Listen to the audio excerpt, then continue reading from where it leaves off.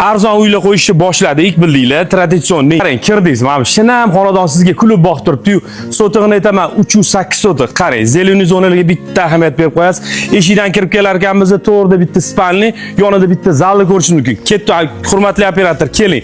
Bu yoqda qarang, tapchanli zona qilib qo'yilgan, mana bitta choy ichib o'tirish imkoniyati bor. Havosiga gap yo'q, kelgan manzilni aytaman. Oltin tepaga kelganmiz, Toshkent postdan 4 kilometr masofa oralig'i. Qarang, tepaga qarab chiqadigan bo'lsa, bitta detskini ko'rishingiz mumkin. Uni yonida bitta spalni, bu yerda sanuzl, bu yerda zal hisobi foydalanasiz, bu yerda oshxonaga ko'zingiz tushadi. Xonadon soni 5 ta bo'ldi, 308 sotiq. Oltin tepaga kelganmiz.